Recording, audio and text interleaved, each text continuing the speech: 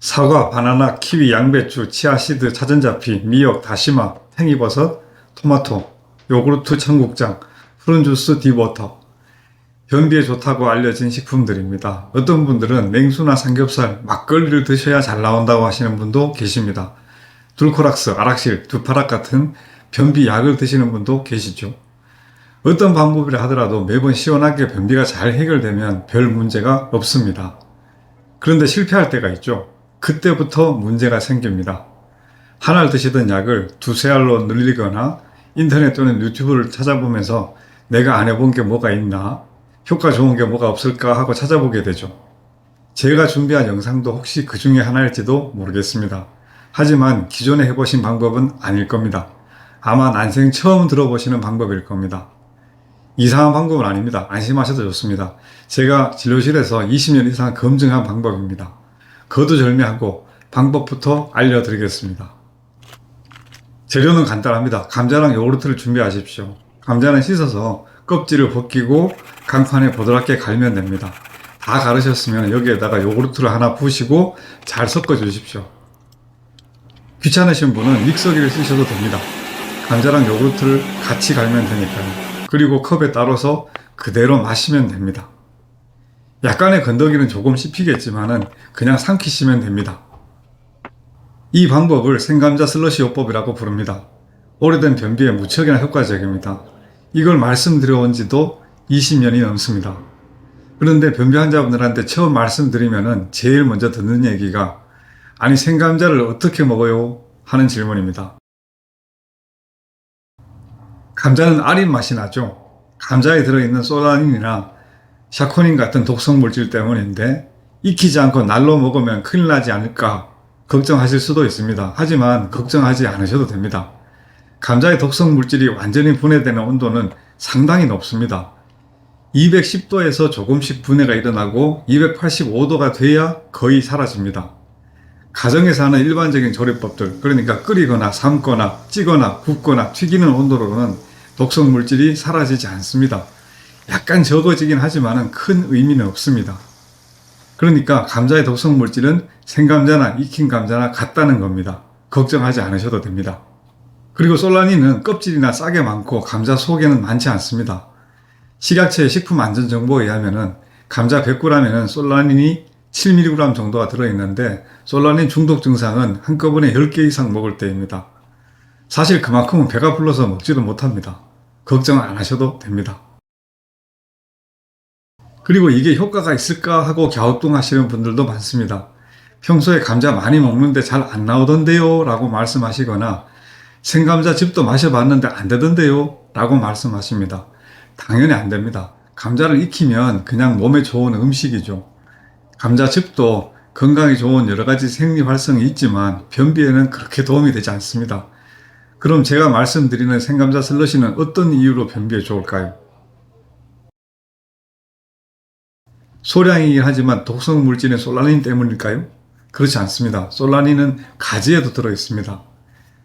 그럼 요구르트 때문일까요? 그것도 아닙니다. 요구르트 60ml 정도로는 대변에 큰 영향을 주기는 어렵습니다. 그럼 식이섬유 때문일까요? 그렇지 않습니다. 100g당 식이섬유는 사과가 훨씬 더 많습니다.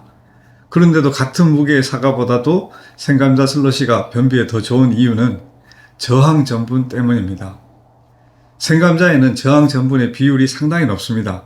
이 저항 전분이 변비를 해결하는 역할을 해줍니다. 저항 전분이라는 말이 생소하실 겁니다. 간단하게 말씀드리면 소화가 잘 되지 않는 전분을 말합니다. 전분은 한 가지가 아니라 여러 종류가 있습니다. 소화가 잘 되느냐 안 되느냐에 따라서 세 가지로 나눌 수 있는데 소화가 빨리 되는 전분이 있고 천천히 소화되는 전분이 있고 그리고 소화가 잘 되지 않는 전분이 있습니다. 소화가 빨리 되는 전분은 익힌 음식들입니다. 가공식품도 여기에 속합니다. 천천히 소화되는 전분은 아직 익히지 않은 쌀이나 콩에 많습니다. 익히면 소화가 잘 되는 전분으로 바뀝니다. 소화가 잘 되지 않은 전분을 저항 전분이라고 합니다. 익히지 않은 생감자의 전분은 80~90%가 그런 저항 전분으로 이루어져 있습니다. 저항 전분이 소화가 되지 않으면 어떻게 될까요? 탈이 날까요? 아닙니다. 위에서 소장까지는 소화되지 않고 그냥 통과합니다. 그래서 그대로 대장까지 가게 됩니다. 그럼 어떻게 될까요?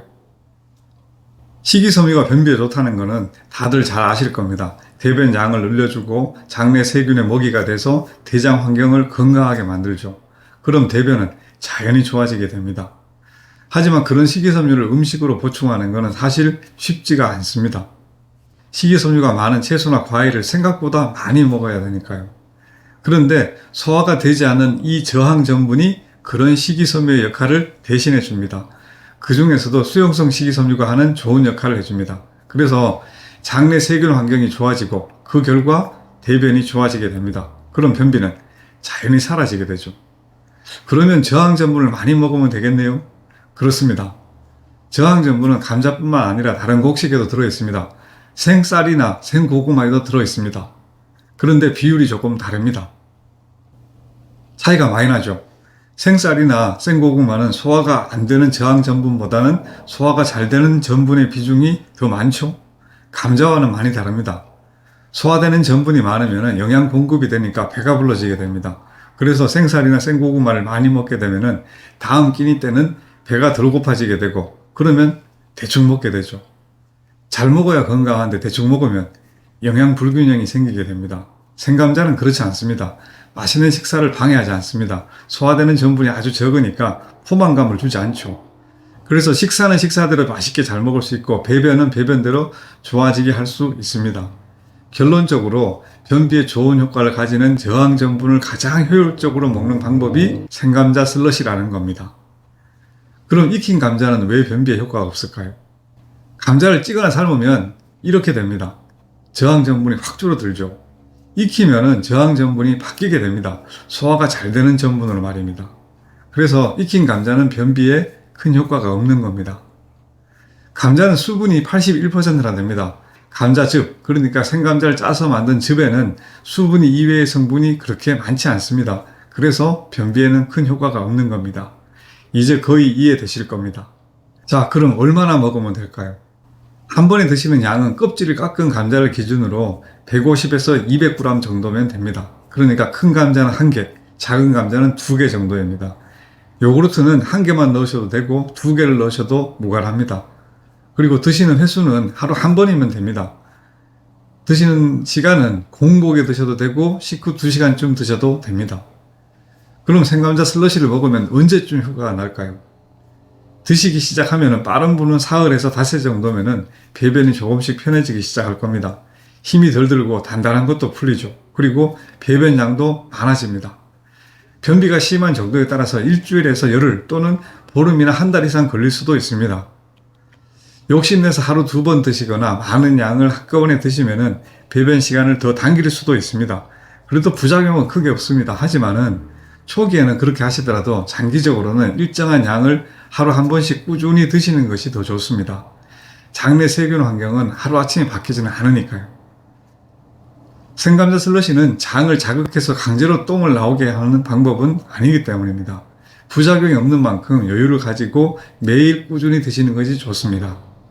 변비형 과민성 장증후군을 치료 중이시거나 변비 치료를 따로 하시는 분들도 치료와 함께 생감자 슬러시 요법을 같이 병행하셔도 좋습니다.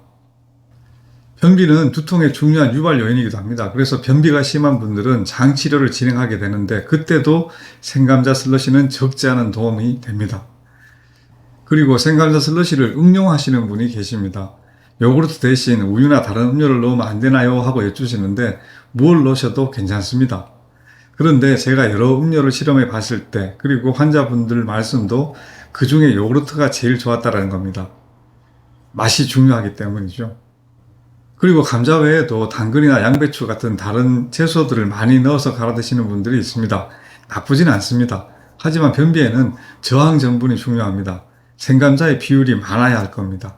그리고 무엇보다도 다른 재료들을 많이 넣으시면 감자의 비중이 줄거나 전체적으로 드셔야 될 양 자체가 많아지게 됩니다. 또 어떤 재료들은 꺼끌꺼끌해서 먹는 김이 나빠지게 되는데 그러면 쉽게 포기하게 될 수 있습니다. 그래서 처음 하시는 분들은 다른 걸 넣지 말고 감자랑 요구르트만 넣고 드시는 것이 좋습니다. 자, 이제 주의사항입니다. 3가지가 있습니다. 극소수이긴 하지만 조심하셔야 됩니다.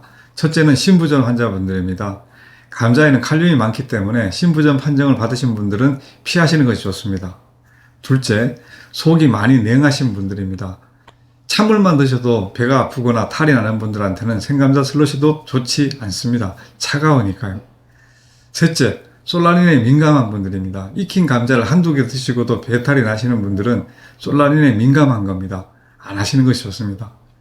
이런 세 가지 경우를 제외하고는 누구한테도 부작용 없고 몹시 효과적인 방법입니다. 꾸준히 해보십시오. 변비에 좋은 음식이나 약들 그리고 구입할 수 있는 식이섬유 제품들은 많이 있습니다. 김치도 좋죠. 하지만 반찬은 짜서 많이 못 먹습니다. 과일이나 채소도 그렇게 만만하진 않죠. 변비는 음식을 골고루 잘 드시고 규칙적으로 운동하시면 잘 생기지 않습니다. 그리고 변비가 아주 심한 경우나 질병이나 약물 때문에 생긴 변비나 과민성 장증후군일 때는 그에 합당한 치료가 우선되어야 하기도 합니다. 하지만 여러 이유 때문에 식사가 마땅치 않거나 생활이 불규칙해서 변비가 생기는 분들이 적지 않습니다. 그분들한테 생감자 슬러시요법 많이 알려주십시오. 아마 감사하게 생각하실 겁니다. 이상입니다. 끝까지 경청해 주셔서 대단히 감사합니다.